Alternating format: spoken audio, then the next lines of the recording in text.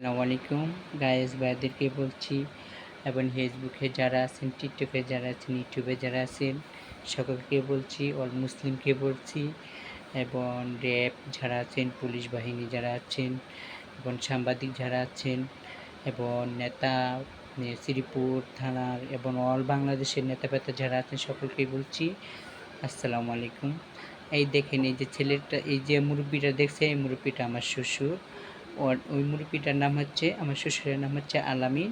আর আমার হাজব্যান্ডের ছবি তো আপনাদেরকে দিয়েছি। আমার হাজব্যান্ডের নাম হচ্ছে বাদশা, ঠিক আছে? যে দেখে রাখেন কোনো জায়গায় এই মুরব্বির ছেলেটাকে, আমার শ্বশুরের যে কোনো জায়গায় আমার হাজব্যান্ডকে বিয়ে করা বাদশাকে, তা আপনারা আমাকে পোস্ট করবেন, আপনারা আমাকে জানাবেন, ঠিক আছে?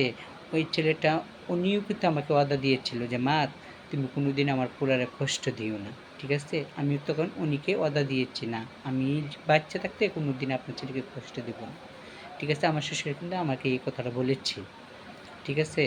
তো এই কথাটা বলেছে, কোনো জায়গায় যদি বিয়ে করে আর তারপর আমার হাজব্যান্ডকে আমার কাছ থেকে 1,00,000 টাকা খেয়ে, 1,00,000 টাকার মতন মানে ও খেয়েছে।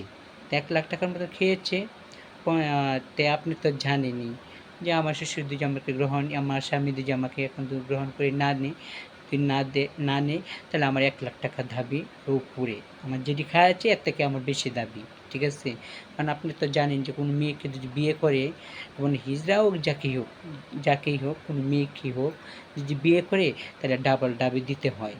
কারণ আমার সাথে মানে যা স্বামী স্ত্রী যা আকাম সব করেছে, আমার হাজবেন্ড বউ বলে দাবি বলে আমার টাকাগুলো খেয়েছে।